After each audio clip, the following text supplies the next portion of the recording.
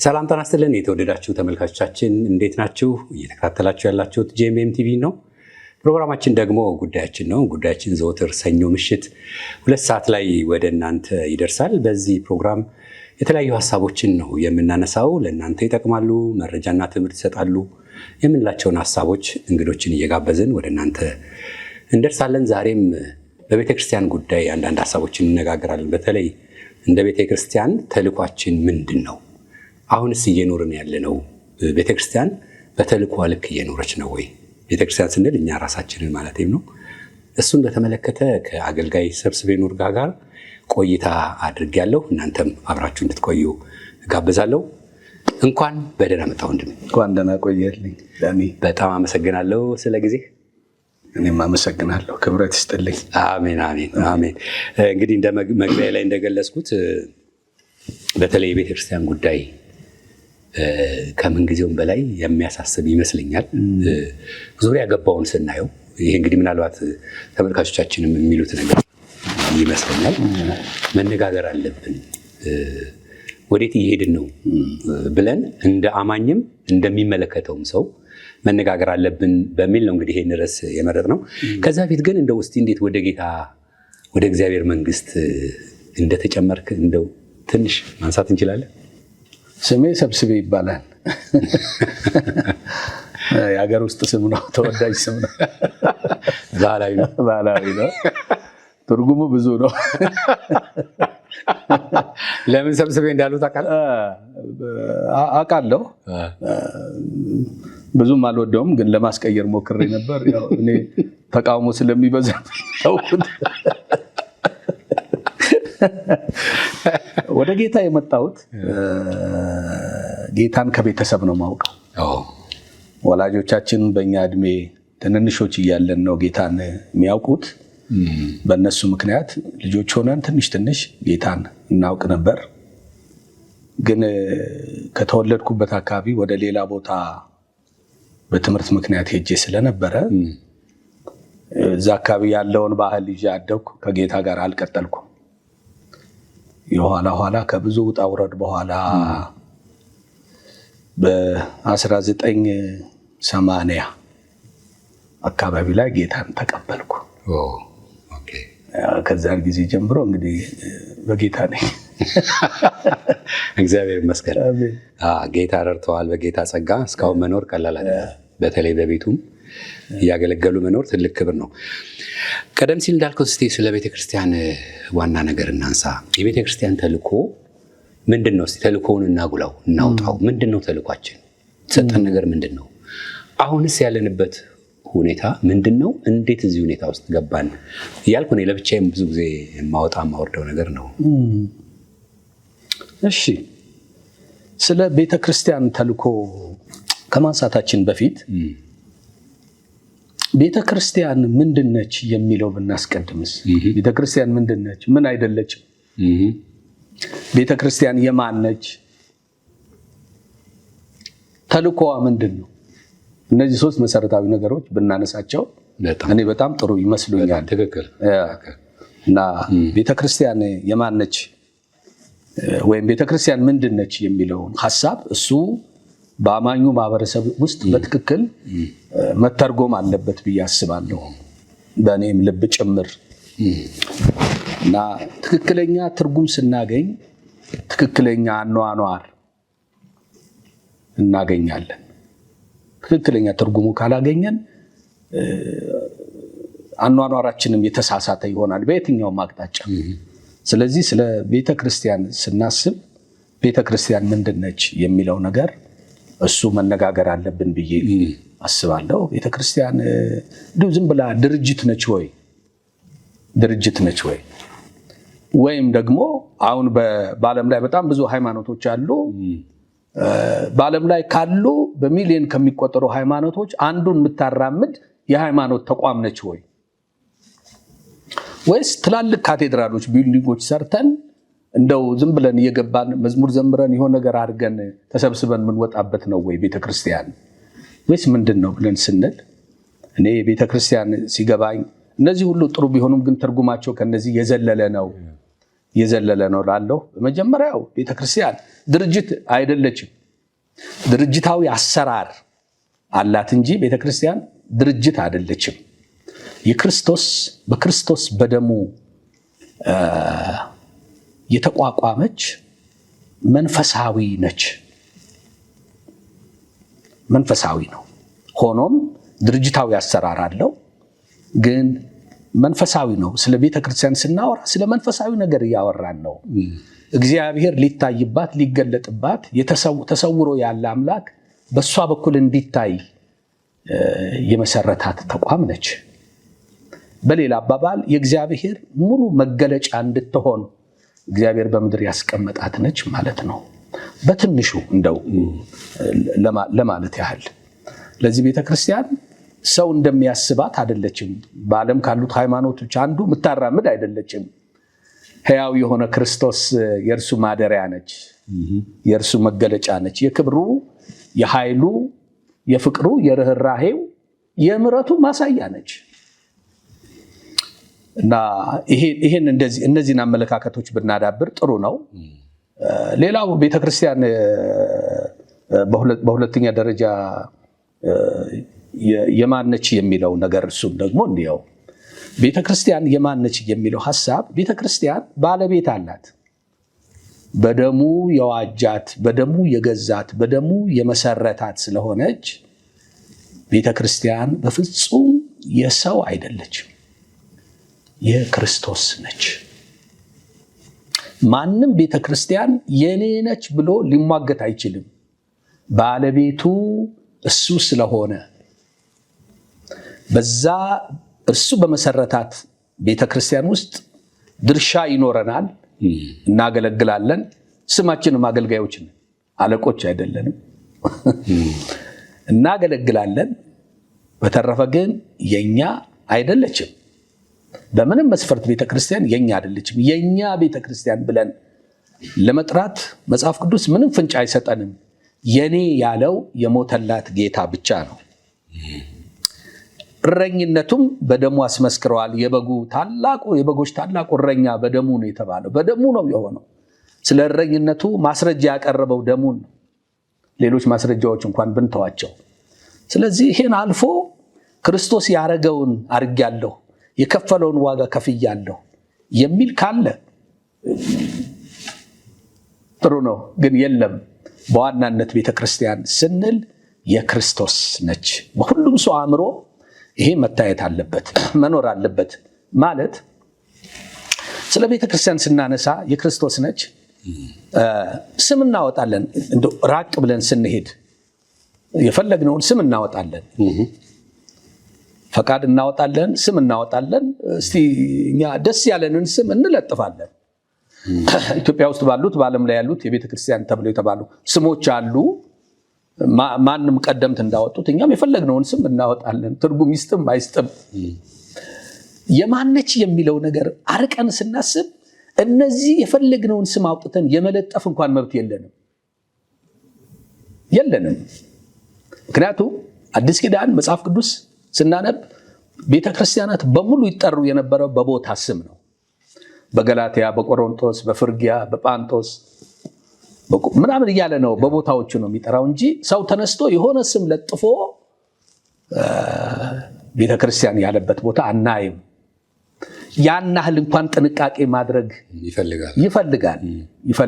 የፈለግነውን ስም ለጥፈን ቤተክርስቲያን ብለናልን ማለት ሰማይ ተቀብሎታል፣ እግዚአብሔር ያን የሰጠነውን ስም አጽድቆታል የሚል ልብ የለኝም። ምን ክፋት አለው ልንል እንችላለን። ምንም ክፋት ላይኖረው ይችላል። ጥሩ ነው። ትክክል ግን ላይሆን ይችላል። ያን ያህል ማሰብ አለብን። ምክንያቱም ስም በለጠፍን ቁጥር ግለኝነት ይመጣል። እኔ ነኝ ስሙ ያመጣሁት፣ እኔ ራእይ አይቼ ነው፣ የኔን አትውሰድ፣ ስጸልይ ጌታ እሳት በለበሰ መልአክ ወርዶ እንትን በለው ብሎኝ ነው ወደ ማለት መጥተን የኋላ ኋላ ምንድነው የምናሳየው? የኔ ነች የኛ ስለመሆኗም ደግሞ በተግባር ወደ ማሳየት እንሄዳለን። ስለዚህ ቤተክርስቲያን የክርስቶስ ነች። ማንም የኔ ነች ማለት አይችልም። ሶስተኛው ለምን ዓላማ ነው የኖረችው? ዓላማው ምንድን ነው? እግዚአብሔር ለምን በምድር ላይ ቤተክርስቲያን እንድትመሰረት ፈለገ የሚለው ነገር እሱንም እንየው። በዋናነት ዓላማው የተሰወረ አምላክ በእሷ በኩል እንዲታይ ነው። ክርስቶስን እንድናሳይ ነው።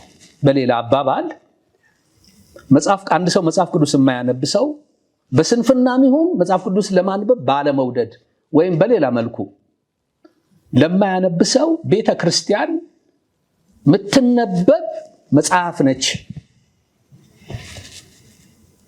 ያ ሰው ያነባታል፣ እንዲያነባት መጽሐፍ ነች። ስለዚህ የእግዚአብሔር ክብር፣ የእግዚአብሔር ምሕረት፣ የእግዚአብሔር ቸርነት፣ የእግዚአብሔር ፍቅር፣ ርኅራኄ፣ የእግዚአብሔር ባህሪ በእሷ በኩል እንዲገለጥ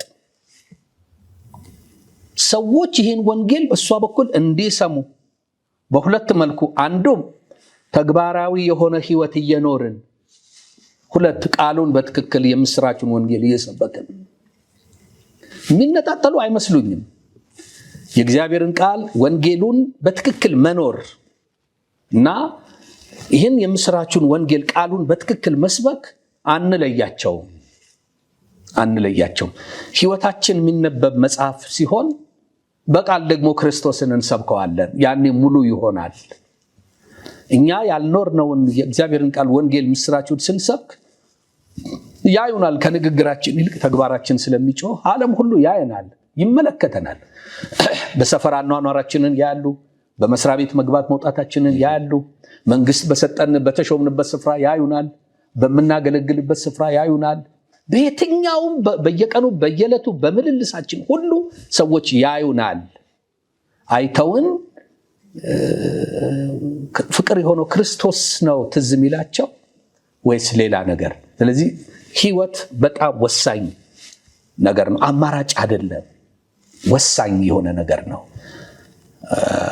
አያይዘን ደግሞ ቃሉን ደግሞ በትክክል ይህን የምስራችሁን ቃል በትክክል መስበክና ማስተማር እና ምን እናስተምርና የሚለውና የመምህሩ ህይወት አሁንም እዛ ላይ አብሮ ጠንከር ማድረግ እፈልጋለሁ። ማስተማር ብቻ ሳይሆን የመምህሩ የአድራጊው ደቀ መዝሙር አድራጊው ህይወት እሱ በጣም ወሳኝ ነው። መድኃኒታችን ኢየሱስ ክርስቶስ ከየስፍራ ሁሉ ጠርቶ ያመጣቸው ደቀ መዛሙርቱ ትምህርት ብቻ አይደለም ያስተምራቸው የነበረው፣ ህይወቱንም ጭምር ያካፍላቸው ነበር። ሁልጊዜ ከሱ አይለዩም ነበር እና በቅርበት ጥያቄ ይጠይቁታል፣ ይመልሳል፣ ያደርጋል፣ ያስተምራል፣ ያደርጋል። ታምራቶችን በቅርበት ነበሩ። እንደውም ጥሪያቸው ከእርሱ ጋር እንዲኖሩ ነው። ከእርሱ ጋር እንዲኖሩ፣ ከዛ እንዲሰብኩ፣ አጋንንት እንዲያወጡ፣ ደዌ እንዲፈውሱ ስልጣን ሰጣቸው የሚለው የመጀመሪያው ግን መኖር ነበር። የጌታን ባህር፣ የጌታን ማንነት በቅጡ እስኪያውቁ ድረስ ከእሱ ጋር እንዲኖሩ ነው የመጀመሪያው ጥሪ እና የመምህሩ ህይወት፣ የአስተማሪው ህይወት ወይም የአማኙ ህይወት በጣም ቸል የማይባል ነው ማለት ነው። ሌላው አሁን ደቀ መዝሙር በማድረጉ ዙሪያ ላይ ሰዎች የሰው ተከታይ እንዲሆኑ አይደለም። ትንሽ እንትን ብያለሁ። የሰው ተከታይ እንዲሆኑ አይደለም፣ የጌታ ተከታይ እንዲሆኑ ነው።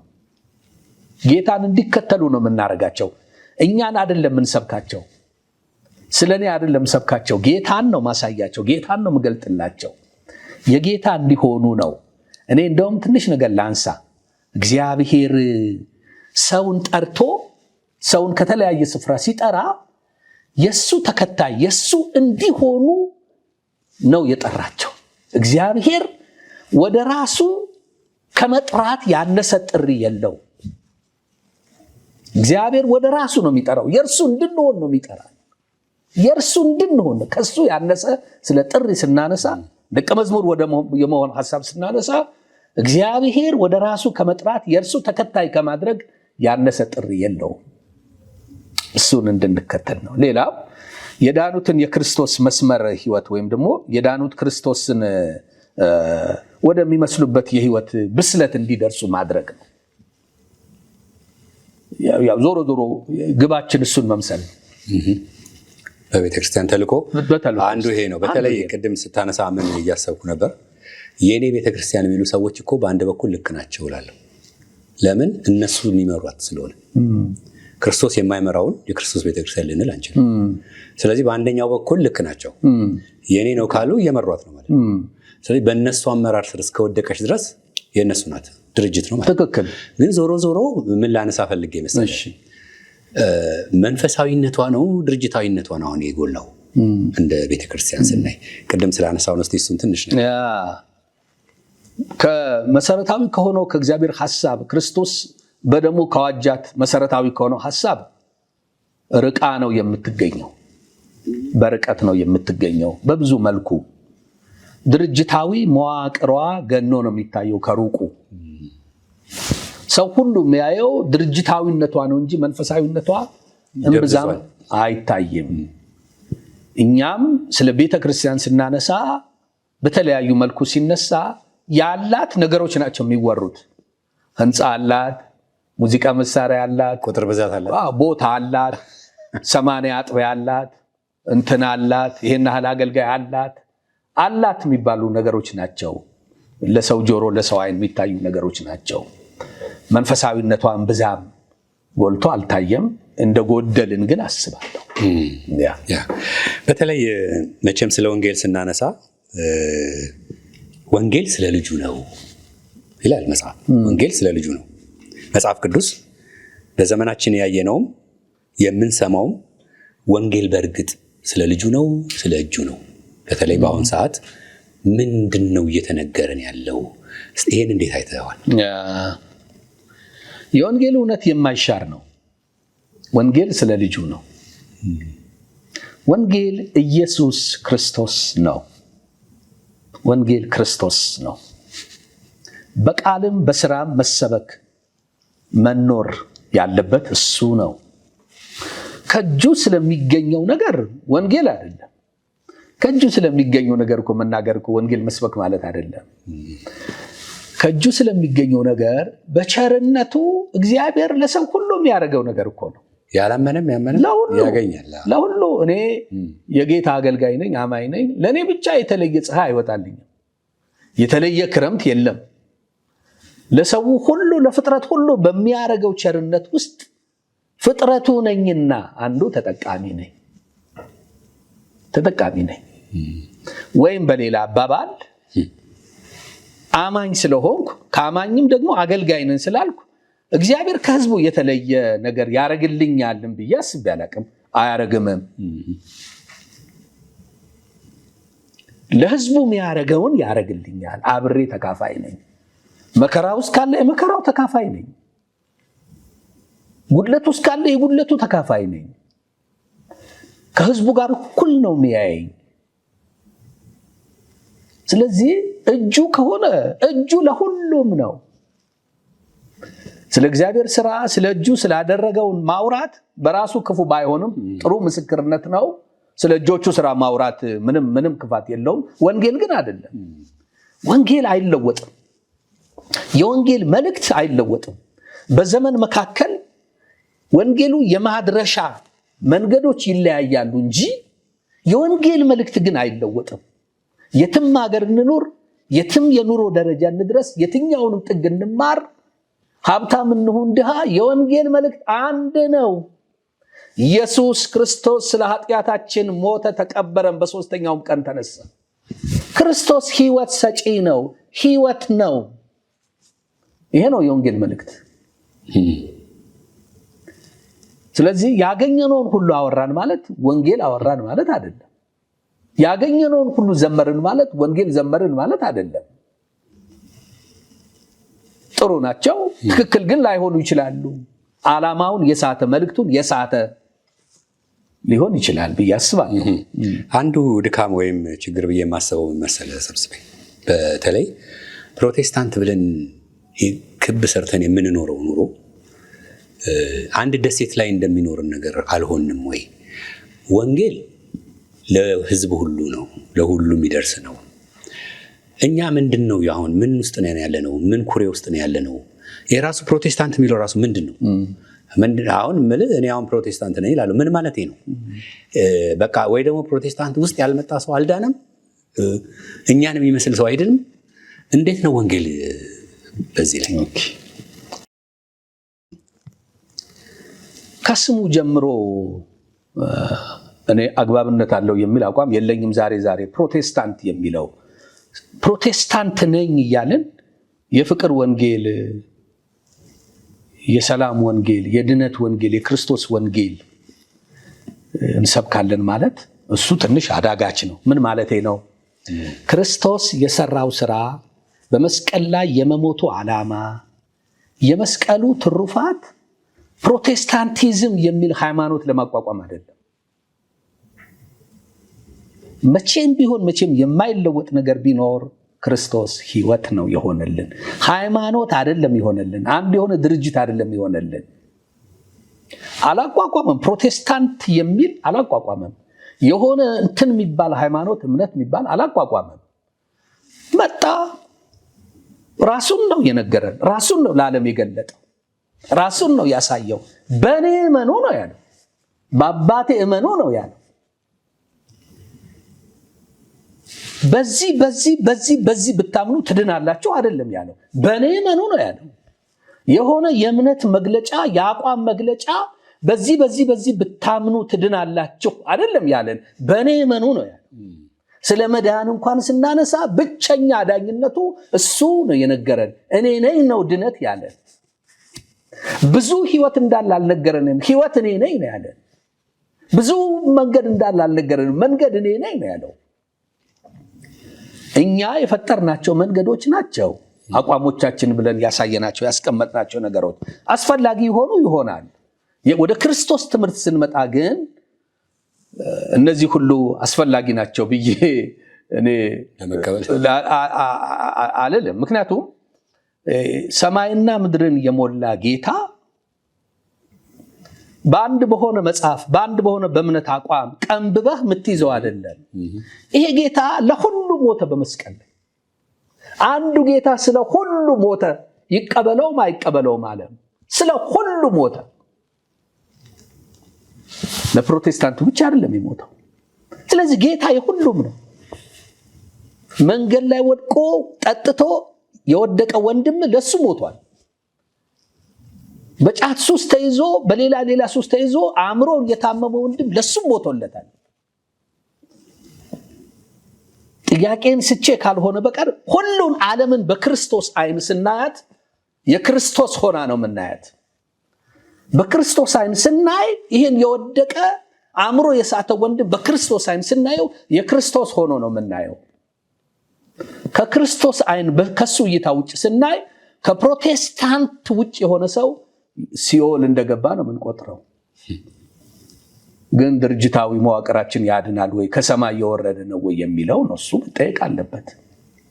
ጥያቄውን በትክክል አድሬስ አድርጌው እንደሆነ ትክክል ነው። በተለይ ያነሳሁት ምን መሰለህ፣ ሰርክል ሰርተን ያለንበት ነገር ሰዎች የሚድኑበት ቋት ነው የመሰለን። ይሄ ፕሮቴስታንት የሚለው ሰው ወደዛ ካልመጣ እንደ ዳና አናስብም። ይሄ ነው ወይ ወንጌል ማለት ነው? እሱን እየጠየቅኩ ነው። ወንጌል ማለት እዚህ ጎራ ውስጥ መግባት ማለት ነው ወይ? ሌላውን እንዴት ነው የምናየው? አሁን እንዳነሳህልኝ ኢየሱስ ክርስቶስ እንደሞተ ተነስቶ በአብ ቀኝ እንዳለ እንደሚመለስ ካመነ አንድ ሰው እንደ ዳነ መጽሐፍ ቅዱስ ይነግረናል። ይሄ የትኛው ሰርክል ውስጥ ነው የሚገኝ? ወይስ የትኛው ሰርክል ውስጥ መግባት አለበት? እነዚህ ነገሮች አጥብበው ይዘውናል ብዬ ከማለት አንጻር ነው። ምናልባት ሀሳብ ካለ እዚህ ላይ ጨምር። ምንም ብዙ የምጨምረው ነገር የለኝም። አስተሳሰባችንን ሰፋ እናርግ። ክርስቶስ በሃይማኖት መዋቅር ድርጅት ውስጥ አናስገባው። እሱ ከዛ ውጭ ነው። እኛ ጋር የመጣ የእኛን መስፈርት ያሟላ እኛ የምንለውን ያለ ብቻ ነው የዳነው ከሚል አመለካከት እንውጣ። መዳን በክርስቶስ ከሆነ ሰው የትም ቦታ ሆኖ በዚህ ጌታ አምኖ ድኖ የመንግስቱ ወራሽ የመሆን መብቱ የተጠበቀ ነው። የግድ እኛ ጋር መጥቶ ሊስት መሙላት አይጠበቅበትም። ይሄ ትንሽ ያነጋግራል፣ ግን እውነቱ ይሄ ይመስለኛል። ጥሩ ነገር እየመጣን ነው። በተለይ ወንጌል የሚሰጥ ብቻ ሳይሆን የሚያሳጣም ጭምር ነው የሚባለውን ነገር ከሰማን የሰነበትን ይመስለኛል። በእኔ በኩል መጽሐፍ ቅዱስ ምን ያስተምረናል? ወንጌልን የተቀበሉ ሰዎች ምን አገኙ? ምን አጡ? እግዚአብሔር ይመስገን።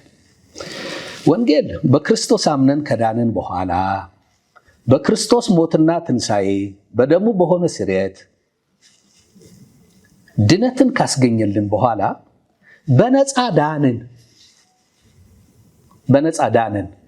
የዳንበትን ምክንያት ነፃው ክርስቶስ ስለከፈለልን ነው፣ እኛ መክፈል ስለማንችል። በነፃ ይባላል ግን እሱ ከፈለልን። ተከፍሏል። እሱ ስለከፈለ ለምን መሰለህ ይሄን ማነሳለህ? አንዳንድ ጊዜ ነፃ የሚለው ይጎላና ምንም እንዳልሆነ እንድናስብ አድርጎ ነው ይላለው። ለምንድን ነው መሰለህ?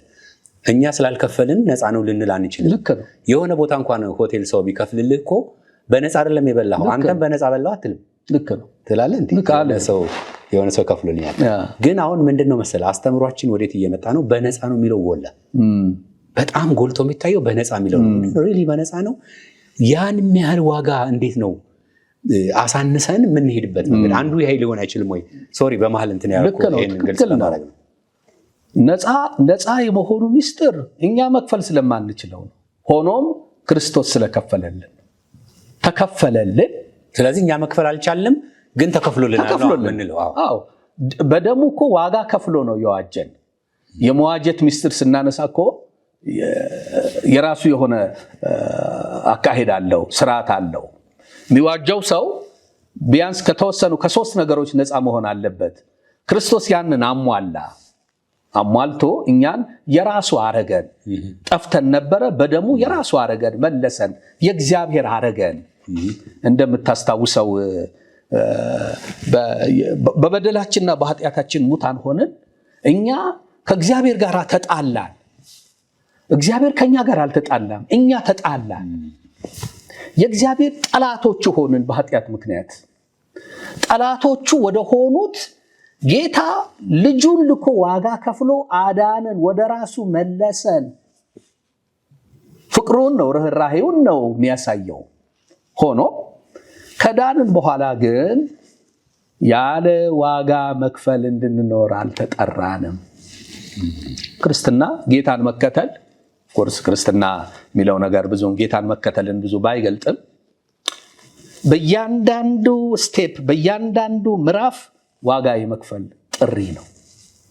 ጌታ ኑ እናንተ ደካሞች ሸክማችሁ የከበደ ወደ እኔ ኑ አንድ ያለበት ስፍራ ትዝ ይልሃል። እና ያረገው ነገር ምንድን ነው? ቀንበሬ ልዝብ ሸክሜም ቀሊል ነው። የሸክሙና የቀንበሩ አይነት ለወጠ እንጂ ከቀንበርና ከሸክም ነፃ አላረገንም።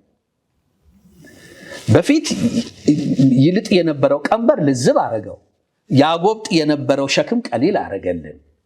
ስለዚህ ሸክም እንድንሸከም ነው የተጠራ ነው። ጳውሎስም ይሄን ያነሳል። ስሙን ሊሸከም የተጠራ፣ ዋጋ ሊከፍል የተጠራ፣ ስለ ስሙ ብዙ መከራ ሊቀበል የተጠራ ነው ብሎ አናንያን አመለከተው ጌታ። ስለዚህ ከዋጋ ከመክፈል ነፃ አንሆንም። እንደውም ይሄ የእግዚአብሔር መንግስት፣ ይሄ ወንጌል በቅጡ በትክክል እንደገባን የሚታወቀው ከመንግስቱ ባገኘነው ፕሪቪሌጅ፣ ባገኘነው እድል፣ ባገኘነው ጥቅም ሳይሆን ለዚህ ወንጌል በምንከፍለው ዋጋ ነው የሚለካው። ጌታ ቁርጥ ያለ ጥሪ ነው የጠራው። ስለ እኔ ስለ ወንጌል አባቱን፣ እናቱን፣ ወንድሙን፣ እህቱን አላቆመም። የገዛ ህይወቱ እንኳን ሳይቀር ባይተው ነው ያለው። ትቶ ነው መከተል። ስለዚህ ጥሪው የማስተው ነው። የመጀመሪያው ነገር ተው፣ እኔን ተከተል፣ ባይተው። ይህንን ለማድረግ ወንጌሉ ወይም የእግዚአብሔር መንግስት በቅጡ ገብቶናል ወይ? በቅጡ ከገባን በምንኖረው ኑሮ በምንከፍለው ዋጋ ነው የሚታወቀው። አንድ ልቤን የሚነካኝ ነገር አለ። ማቴዎስ ወንጌል ምዕራፍ 13 ላይ 2 ሰዎች ጌታ በምሳሌ ያነሳቸው። አንዱ ያለውን ሁሉ ሽጦ መሬቱን ገዛ ይላል። አንደኛውም ያለውን ሁሉ ሽጦ ያን ዕንቁ ገዛ ይላል።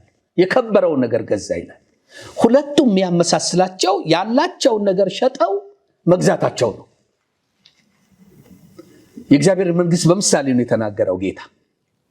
ያላቸውን ሁሉ ሽጠው ያን መሬቱን ገዛ፣ ያም እንትኑን ምንድነው ውስጡ ያለውን ሀብት ትሬዠር እሱን ገዛ፣ ይሄኛውንም ዕንቁ ገዛ ይለናል። ግን ሸጠው ነው የገዙት። የእግዚአብሔር መንግስት ምን ያህል ዘልቆ እንደገባን፣ ወንጌል ምን ያህል ዘልቆ እንደገባን የሚታወቀው ስለዚህ ወንጌል ስለዚህ መንግስት በከፈልነው ዋጋ መጠን ነው፣ በተውነው መጠን ነው የሚለካው እንጂ ከመንግስቱ ባገኘነው ጥቅማ ጥቅም አይለካም። ጥቅማ ጥቅም አሁን እኛ ስንሰብክ እንትን ብለን ነው እንለያለን። ድሃውን ፈልገን ጌታን ብትቀበል ሀብታም ትሆናለህ፣ የታመመ ሰው ስናገኝ ጌታን ብትቀበል ትድናለህ፣ ከሱስ ነፃ ትወጣለህ፣ ከንትን ነፃ ትወጣለህ ብለን ነው። የወንጌል ዓላማ ይሄ ነው። በእርግጥ በክርስቶስ ከዳንን በኋላ እነዚህ ካነሳናቸው ቀንበር ሁሉ ነፃ ያወጣናል። ጥሪው ግን እንዲህ ተብሎ ነው ወይ እንዲህ መጠራት ያለበት? ጥቅም ታገኛለህ ወይ? ኑና ሙቱ እኮ ነው ትክክለኛው ጥሪ። አንድ ሰው ልከተልህ የዘላለም ሕይወት እንዳገኝ ምን ማድረግ ይገባኛል አለ። 10ቱ ትእዛዛቶች ጌታ ሲለው ሁሉንም ጠብቄያለሁ። ጌታም ደስ አለው አደረገ። እና እንግዲያው ያለህን ሁሉ ሽጥና ተከተለኝ ሲለው ፊቱ ጠቆረ። ማለት በቃ ዋጋ ከፍለህ ቁረጥ፣ ዋጋ ክፈል። ዋጋ መክፈሉ ላይ ግን ሰው አይፈልግም። የእግዚአብሔር መንግስት ምን ያህል እንደገባን፣ ወንጌል ምን ያህል እንደገባን የሚረጋገጠው ስለዚህ ወንጌል በተውነው መጠን ነው። ምን አግኝተሃል ሳይሆን ምን ትተሃል፣ እሱ በጣም ወሳኝ ነገር ነው ብዬ አስባለሁ። ስለዚህ ታገኛለህ፣ ትጥሳለህ፣ ትጠረምሳለህ የሚሉ ነገሮች ተቀባይነት የላቸውም። ታገኛለህ፣ ትጠረምሳለህ፣ እኔ እዚህ ጋር ትግባባ ግንዛቤ ጉድለት ነው ብዬ አስባለሁ። ወይም ዝመት ነው። በክርስቶስ ምን ያላገኘነዋል? በክርስቶስ ሙሉ ሆነናል። የሞላ ነገር እኮ ምንም የሚጎለው ነገር የለም፣ ሙሉ ነው። በእርሱ በክርስቶስ ተሞልታችኋል ነው የሚለን። የተሞላ ነገር እኮ ሙሉ ነው። እግዚአብሔር እኮ ድሆች እንደሆነ አያውቅም። በክርስቶስ በኩል ነው የሚያየን። ኢቭን እግዚአብሔር እኮ የዳንን ኃጢአተኞች መሆናችንን አያውቅም። በክርስቶስ ጻድቅ መሆናችንን ነው የሚያውቀው።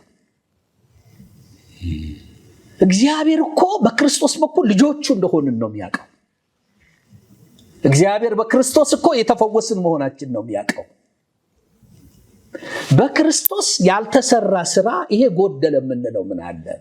የጎደለ ነገር ካለ የመጠርመስ ዘመን የመጣስ ዘመን እንበል፣ ጉድለት ካየን። ግን በክርስቶስ ምን ያልተጣሰ፣ ምን ያልተደረመሰ፣ ምን ያልተፈወሰ ህመም፣ ምን ያላነ ማንነት፣ ምን ያልተባረከ ማንነት አለን? በክርስቶስ ምሉዓን ተደርገናል። ቀቢጸ ተስፋነት ነው ይሄ። ትጥሳለህ፣ ትጠረምሳለህ። በሌላው መልኩ ስራ ፈትነት። ሰዎች ላም ሳያረቡ ወተት እንዲጠብቁ፣ ኦኬ፣ ንብ ሳያንቡ ማር እንዲጠብቁ፣ እጃቸው ዶማ አካፋ ሳይነካው እጃቸው ሳይቆሽሽ ሀብት እንዲሰበስቡ። ምክንያቱም አሁን በዓለምም ያለው ነገር በብዛት አሁን በተለይ ያላደጉት ሀገሮች ላይ ስትመለከት ብዙ ሰው ያልደከመበት ያለፋበትን ነው የሚሰበስበው። ምንም ምንጩ ምን እንደሆነ ያልታወቀ ሀብት ሰው ብር ሰብስቦ ታየዋል። ከዓመት ከ2 ዓመት በፊት ምንም ያልነበረው ሰው ዛሬ በጣም ብዙ ነገር ሰብስቦ ታየዋለህ። ልክ አይደለም። ደክሞ አላመጣው፣ የድካሙ የላቡ ውጤት አይደለም። ኦኬ። ስለዚህ ለፈለገው ዓላማ ሊያውለው ይችላል። ከፈለገ ሊያስገድል፣ ከፈለገ የፈለገውን ነገር ሊያደርግበት ይችላል። አልደከመበትማ። እግዚአብሔር እኛን ለመባረክ የሄደበት መንገድ በአእምሯችን አስበን በመንፈሳችን ጸልየን በእጆቻችን እንድንደክም ነው። በምድር ስንኖር ስራ መስራት እንድንሰራ ነው። በተረፈ ግን ሌላ ተጨማሪ ያልተባረክ ነው ያልተሰጠን ነገር እኔ ያለ ብዬ ስለማላምን ይሄ የክርስቶስ ትምህርት አይደለም፣ የሰው ትምህርት ነው። ስለዚህ አመለካከታችን ትንሽ ተንሸዋረረ ነው፣ መስተካከል አለበት። ትንሽ አይደለም፣ ትንሽ የተንሸዋረረ አይደለም፣ በብዛት በጣም በጣም በጣም የተጣመመ ነው። ትክክል አይደለም። ልቀጥል። እሺ፣ ቤተክርስቲያን እንደ አካል እኛም እንደ ግለሰብ መንፈሳዊ ድርቀት ወይም ጠኔ ልበለው በዚህ ቋንቋ ውስጥ እንዳለን መረዳት የሚያዳግት አይመስለኝም። ከምናየው ማለቴ ነው። ማሳያ ወንጌል እንጀራ ለመብላት እየተጠቀምንበት ነው እንጂ ከወንጌሉ የምናገኘውን ሕይወት እያጣጣመን አይመስለኝም። እስከዚህ ድረስ ያወረደንና ያዋረደን ምንድን ነው? በወንጌሉ ተጠቃሚዎች ለመሆን ነው እየሞከርን ያለ ነው። አሁን በምናየው ልክ ካልሆንኩ እታረማለሁ። ብዙ ምክንያቶች ልክ ነው ያነሳኸው ነገር ልክ ነው። ቤቱ የእግዚአብሔር ነው። ቤተክርስቲያን በደሙ የዋጃት ነች። የቅዱሳን ጉባኤ እግዚአብሔር የሚገኝበት ነው፣ መንፈስ ቅዱስ ያለበት ነው ብለን ምናምን ከሆነ አናየውም፣ አላየንም። ፍርጥ ያለ እውነት ነው የምታነሳው። ያየነው ሰዎችን ነው፣ ያየነው ግርግር ነው፣ ያየነው ማት ሳውንድ ሲስተም ነው፣ ያየነው ከጉባኤው አቅም በላይ የሆነ ጆሮ የሚበጥስ ጩኸት ነው የሳውንድ ሲስተሙ። ያየነው አንድ ጠብ የሚል የእግዚአብሔር ሕልውና የማያመጣ 100 የሚቆጠሩ አጋነንኩት ማት መያዣ መጨበጭ የሌላቸው መዝሙር መዘመር ነው። ያየነው የማስታወቂያ ጋጋታ ነው። ያየነው የአቋም መግለጫ ነው በየምክንያቱ። ያየነው መጣላት ነው። ያየነው መነቋቆር ነው፣ መነካከስ ነው። ጌታን አላየንም ነው የምትለው ባጭር ቃል። ቤቱ የእግዚአብሔር ነው ምንል ከሆነ ማስረጃ ይኸው እግዚአብሔር ይገኛል በክብር ራይት። ይኸው የታመመ ይፈወሳል፣ አጋንንት ይወጣል፣ ሰዎች ይጽናናሉ። በኃጢአት ውስጥ ያለ ሰው ካለ ይወቀሳል፣ ወደ ንስሐ ይመጣል። ይኸው ፍቅር፣ ይኸው መተሳሰብ፣ ይኸው መያያዝ፣ የወንድማማች ፍቅር፣ ይኸው ብለን የምናሳየው ነገር መኖር አለበት። እኔ ከአንተ ሀሳብ ጋር በጣም እስማማለሁ። ላደርጃው ቤቱ የእግዚአብሔር ቤት ብለን ነው ማስታወቂያ የለጠፍ ነው። ስሙም ይመስላል፣ መጽሐፍ ቅዱስም ይነበባል። እግዚአብሔር ግን ያለ አይመስልም። ያለ ለማስመሰል የሰው መንፈሳዊ ጠኔ ጊዜያዊ ማስታገሻ ለመስጠት ድራማ ነው ምንሰራው። በጣም ድራማ ነው ምንሰራው። የሌላ አጋንንት አለ ብለን እንጥላችን እስኪወርድ እንጮሃለን። እንደምንም ብለን አንድ ሰይጣን ከጮኸ አይወጣም። እሱም 10 ሆነን ከበን አይወጣም። እሱም በየሳምንቱ የሚወድቀው ያ ነው። እኔ ተከፍሎት ይሁን እኔ ምን እንደሆነ አላቅም። እግዚአብሔር በሌለበት ቦታ እግዚአብሔር ያለ ለማስመሰል የሚሰሩ ድራማዎች አይደለም። የእግዚአብሔር መንፈስ ያለበት ሰው ማንም ቁጭ ብሎ ቢያየው ይገባዋል፣ ይረዳል። መንፈሳዊ ጠኔ ስላለ ነው ሰዎች ከቦታ ቦታ የሚንከራተቱት። እንትና የሚባል ተነሳ ሲባል ሰው ግር ብሎ ይሄዳል። ያ እንግዲህ ይሄ ከሆነ ማነሳው ምን መሰለህ አገልጋይ ሰብስቤ፣ አባቶቻችን የነገሩን ከመጽሐፍ ቅዱስ ያነበብነው እግዚአብሔር ወዴት አለ? ትቶናል ወይስ ትተነዋል? ምን እየሆነ ነው ያለው? አሁን ከምንለው አንተም እየነገርከን ያለው ምድር ላይም ተግባራዊ የምናየው በየቸርቹ የምናየው ብዙ አገልጋዮችም ምዕመናንም የምናነሳው ነገር ነው። ይሄን የምናነሳው ምንድን ነው? ከእግዚአብሔር ጋር ያለን ነገር ምን ሆኖ ነው? አልገባኝም። የጌዲዮን መጽሐፍ ቅዱስ ላይ ያለው የጌዲዮን አባባል ብዙ ጊዜ ተችቼ አስተምሬያለሁ፣ ሰብኬ አውቃለሁ። ያው ሰባኪ ስንሰብክ ይቀለናል ማለት አንተ ብርቱ ኃያል ሰው ሲለው እግዚአብሔር ካንተ ጋራ ነው ሲለው እግዚአብሔር ከኛ ጋራ ቢሆን ይሄ እንዴት ይሆናል? አባቶቻችን የነገሩን እግዚአብሔር ከኛ ጋራ ቢሆን ይሄ እንዴት ይሆናል? በወይን መጥመቂያ ውስጥ ገብስ እህል ስወቃ የት አለ ያ አባቶቻችን የነገሩን እግዚአብሔር? ባህር የከፈለ 40 ዓመት የመገበ ጠላቶቻቸውን ያጠፋ ከነሱ ጋር አብሮ የተጓዘ ከግብፅ ምድር ሲወጡ ኑ እንሂድ ብሏል እንጂ ሂዱ ብሎ ያልተዋቸው፣ ቀን በደመና ሌሊት በእሳት አምድ የመራቸው፣ አብሯቸው ከፊት እየተጓዘ መንገድ ያሳያቸው፣ ኃያላኖች መንግስታትን እያጠፋ ርስታቸውን እንዲወርሱ ያደረጋቸው፣ እግዚአብሔር ከናንተ ጋር እንዳለ አይተናል ብለው እስኪመሰክሩ ያሉት እግዚአብሔር ከኛ ጋር ቢሆን ይሄ እንዴት ይደርስብናል? የጌዲዮን ስነ መለኮት አስተምሮ እኔ ዛሬ ጌዲዮን ልክ ነው ወደ ማለት መጣሁ። የት አለ ያ እግዚአብሔር የነገሩን? ታሪክ ነው እንዴ? ተረት ነው እንዴ? የቱ ጋር ነው የተላለፍነው? እግዚአብሔር ጋር ችግር አለ ብያለሁ። ቅድም እንዳነሳኸው እኔም እጠይቃለሁ፣ እግዚአብሔር ቤቱን ይተዋል ወይ? ህዝቡን ይተዋል ወይ? ከልቤ ፈጽሞ ይተዋል የሚል አቋም የለኝም። ግን እኛ ትተነውስ ቢሆን የሚል ፍርሃት አለኝ። እኛ ትተነውስ ቢሆን አንተ እግዚአብሔር በጣም መስፈርት ብዙ ነው። በጣም አንተ አለ አይደለም፣ አንተ ለመባረክ በምድር ሀብት ለመሰብሰብ እኔን ጠብቁ ትላለህ። እኔ ነኝ የምባርከው ትላለህ። አንተ ደግሞ ባህሪ ሆኖ ቶሎ በጸለዩ ጊዜ እጅ በእጅ አታረግም። እኛ ደግሞ እጅ በእጅ ነው የምንፈልገው። እጅ በእጅ ፍቅር እንዲደረጅ ነው የምንፈልገው። ስለዚህ እኛ እጃችን በራሳችን መካስ እንፈልጋለን።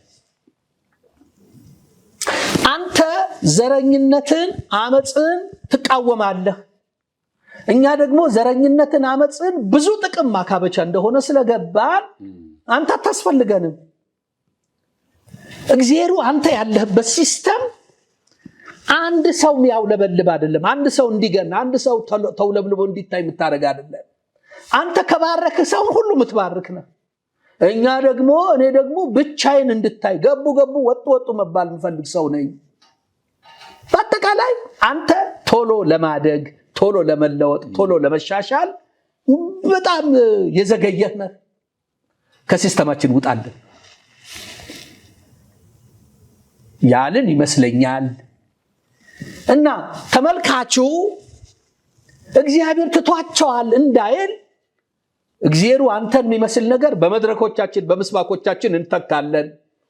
ካህን አለ፣ ቀዳሽ አለ፣ ዘማሪ አለ፣ መገለጥ የሚያመጣለ፣ ፈውስ የሚያመጣለ፣ ያለ እግዚአብሔር እርዳታ ያለ ህልውናው ማለት ነው። እግዚአብሔር ያለ ለማስመሰል በጣም ብዙ በድራማ የተካንነን ድራማ እንሰራለን። እያስመሰልን እንኖራለን። በእግረ መንገድኛ በዛ ላይ የራሳችን ኑሮ እንኖራለን። እግዚአብሔር ድሮ የሚያስፈልገው የሆነ ነገር ሊያሟላ ነው። የሆነ ነገር በእኛ መንገድ ሄደን ምናሟላ ከሆነ እግዚአብሔር ለምን ያስፈልጋል? ለምን ያስፈልጋል? ስለዚህ እግዚአብሔር የሆነ ነገር ለማሟላት ብቻ ነው የሚፈልገው። አሁን እንደምንለው የፈውስ ፕሮግራም አቋቁመን እንዲፈውስ የሆነ ነገር እንዲያደርግ ብቻ ነው። ያ ጌዲዮን የጠየቀው ጥያቄ ዛሬም የቤተ ክርስቲያን ጥያቄ ሊሆን ይገባል እላለሁ። እንደው ላንሳ። ከተራራ ላይ ሲወርድ ጌታ ከደቀ መዛሙርቱ ጋር አንድ ልጁ በአጋንንት የተያዘበት ሰው ይዞ ጎትቶ ወደ ኢየሱስ መጣ። ኢየሱስ ደቀ መዛሙርቱ ጋር መጣሁት፣ ሊያስወጡት አልቻሉም አለ። ጌታ አጋንንቱን አስወጣው። ደቀ መዛሙርቱን ይሄ ልጁን ይዞ የመጣ ሰው ያሳጣቸው ይመስለኛል። ይኸውልህ ኃይል ከእናንተ ጋር ነው ተብለዋል፣ ትፈውሳላችሁ፣ ሂዱ ፈውሱ፣ አጋንንትን አውጡ ተብለዋል፣ ሽባ ተርትሩ ተብለዋል። በተባሉት መሰረት ይሄን ግን ማውጣት አልቻሉም እና አጋፈጣቸው። ያፈሩ ይመስለኛል። በምን አወቃል? ሌላ ጊዜ ጥያቄ ጠየቁት። ለምንድን ነው ያልወጣው ብለው ጠየቁት። ቤተክርስቲያን ዛሬ ቆም ብለን መጠየቅ አለብን እላለሁ። የገሃነም ደጆች አይችሉሽም ተብላለች፣ ግን ተፍረክርከናል። የአጋንንቶች ይወጣሉ፣ ድውዮች ይድናሉ፣ እኔ ያረኩ ከኔ በላይ ታረጋላችሁ ብሎ ቃል ገብቶልናል ብለን ጠቅሳለን። ልክ ነው። ግን ስለማይወጡ እኛ አስመስለን ያረግን ነው። ምን ሆነን ነው ብለን መጠየቅ ያለብን ይመስለኛል። ሪል ኢየሱስ በቤተ ክርስቲያን ውስጥ አለ ከተባለ ያ ክንዱ ተገልጦ ለምን አይሰራ? ለምን አናየው? ፈውስ ለምን ብርቅ ሆነብን? የሚድን ሰው እኛ አማኞች አይደለም? ለምን ብርቅ ሆነብን? ሰዎች ለምን በገፍ አይድኑ? በብዛት ለምን አይድኑ? ይሄ ጌታ ጠረኑ ሸቷቸው ለምን አይመጡ? ታምራቱን ድንቁን ሰምተው ለምን አይመጡም? አለ ብለን ፔንቴኮስታል ነን እኛ፣ በመንፈስ ቅዱስ ምናምን ነን። በጣም ምንል ከሆነ የመንፈስ ቅዱስ ስራ እኛን አንድ አዳራሽ ውስጥ በየሳምንቱ ማንዘፍዘፍ ነው፣ ወንበር መስበር ነው፣ ተሰብስበን ብዙ መዝሙር ዘምረን መለያየት ነው። ይሄን ለማድረግ ነው መንፈስ ቅዱስ የመጣው። ጥሩ ነው፣ በራሱ ክፉ አይደለም። ግን ቤተክርስቲያን የክርስቶስ ሽታ እንዲኖራት፣ ጠረኗ እንዲወጣ፣ ለዓለም ብርሃንና ጨው ሆና እንድትታይ፣ የክርስቶስ የክብሩ መገለጫ ክርስቶስ የሚታይባት ዲስፕሌይ ክርስቶስን የምታሳይ እግዚአብሔር የት አለ ሲባል ይኸው አማኞች ጋር እንዲባል አልነበረም ወይ ዓላማው? እግዚአብሔር ከዚህ ውጭ ምን ዓላማ አለው? ቤተክርስቲያን በምድር ላይ የማስቀመጡ ሌላ ምን ዓላማ አለው? ብርሃንና ጨው ሆና እርሱን እንድታሳይ እንድትገልጥ አልነበረም ወይ? ስለዚህ የጌዲዮን ጥያቄ እኛም ጨምረን መጠየቅ አለብን። ጤናማ አስተሳሰብ ካለን ሆነ ገብቶን ከሆነ ጌታ እንዳልሰራ ከገባን በቃ ጌታ እንዲሰራ ምን ሆነን ነው ብለን መጠየቅ አለብን ያስባለሁ። ወደ መጨረሻ እየመጣው ነው። በተለይ ያው ስለ መፍትሄው መነጋገር አለብን። ችግሮቹን እናውቃቸዋለን፣ የጋራ ናቸው። ምናልባት ተመልካቾችን በየቤቱ የሚያነሱት ነው ብዬ አስባለሁ። ምክንያቱም በየቤተ ክርስቲያኑ የሚገጥመን ነገር ነው። አንዳንድ ጊዜ ቤተ ክርስቲያን ለምን ሄድኩ ብለን ምንጠይቅበት ሁኔታ አለ። ምልክ ልትቀበለው ልታገኝ የሚገባ የእግዚአብሔር ነገር ሆኖ እያለ ማለት ነው። እነዚህ ነገሮች የጋራ ሆነው ብንይዛቸውና ምንድን ነው ማድረግ ያለብን? አገልጋይ ሰብስቤ በዚህ ጉዳይ ላይ በምን እናጠቃለው? እኔ ምንድን ነው ከኔ የሚጠበቀው? እንደ ግለሰብ፣ እንደ አካል፣ እንደ ቤተክርስቲያን ምን ይጠበቅብናል የሚለው እናንሳና በእኔ በኩል ሀሳብ እንጨርሻለሁ። ያልተነሳ ሀሳብ ካለ ማንሳት እንችላለን። መልካም።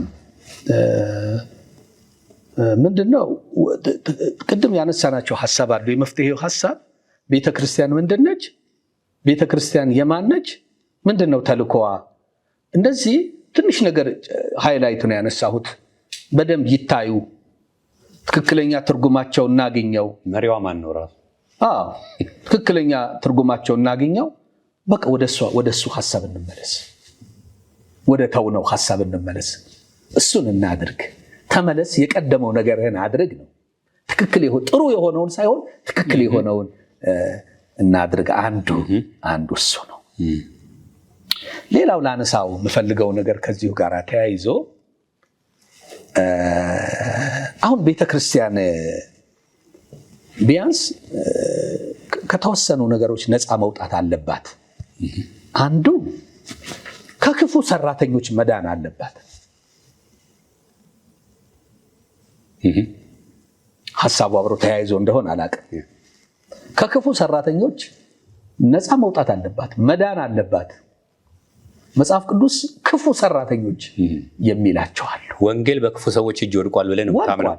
በትክክል መሪነቱ ቤተክርስቲያን በክፉ ሰዎች እጅ ወድቃለች። ምን ማለት ነው? ቀጥሎ መጣበታለሁ። ለዚህ ክፉ ሰራተኞች አሉ። ከነሱ መጽዳት አለባት፣ መስተካከል አለበት። አንድ ነገር በክፉ ሰዎች እጅ ከወደቀ ክፋቱ ነው ጎልቶ የሚታየው። ሰው ያለውን ነው የሚሰጠው። የክፋቱ መገለጫ አሁን እየታዩ ያሉ ነገሮች ናቸው። ቀጥሎ አነሳቸዋለሁ።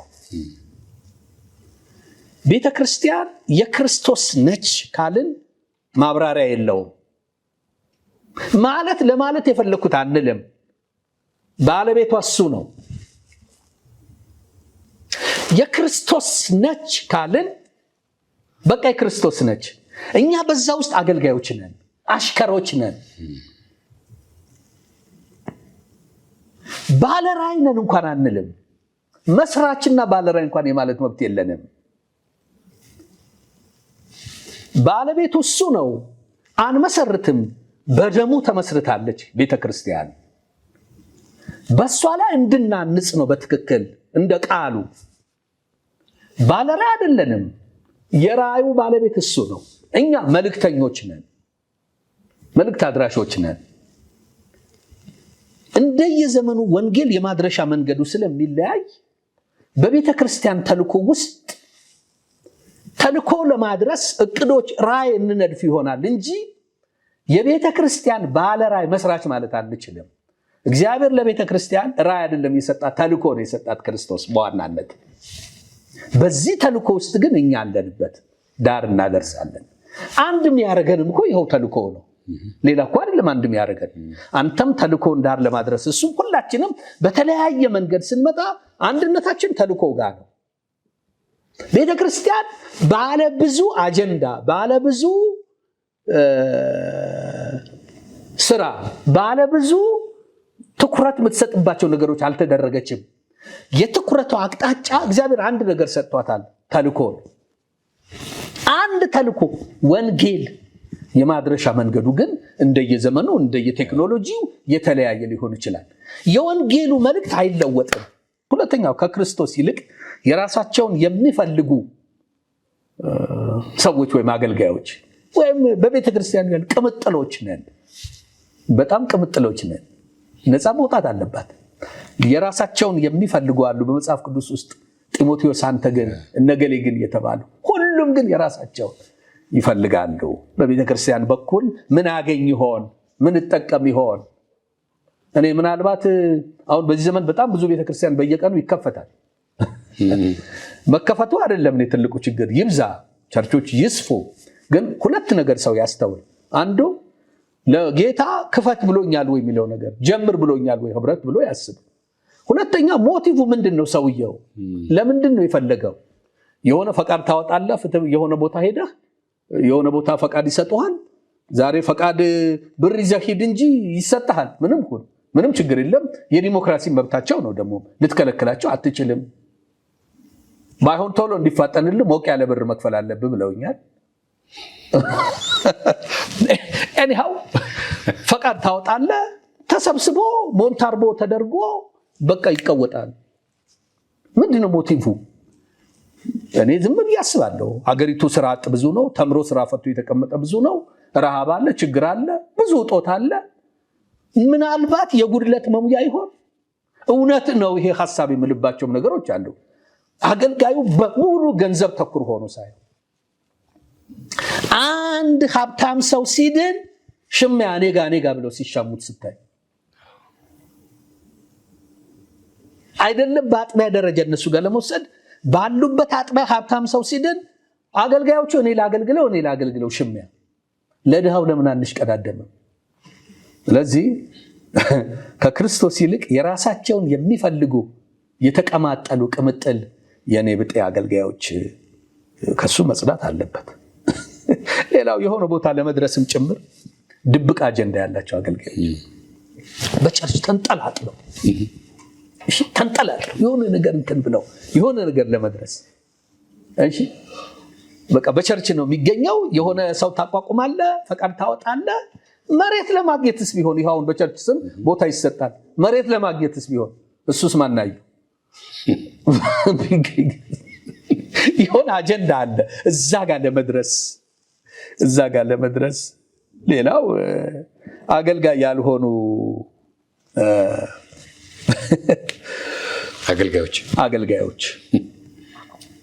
አገልጋይ ያልሆኑ አገልጋዮች፣ ግልጽ በሆነ አማርኛ ጌታ ያልጠራቸው አገልጋዮች፣ እግዚአብሔር በመንግስቴ ውስጥ አገልግሉ ብሎ እድል ፈንታ ያልሰጣቸው ግን ዘመድ የጠራቸው፣ ጎሳ የጠራቸው፣ ራሳቸውን በራሳቸው የጠሩ ሲያልፍም ደግሞ የአጋንንት ኤጀንት የሆኑ ሰዎች አሉ።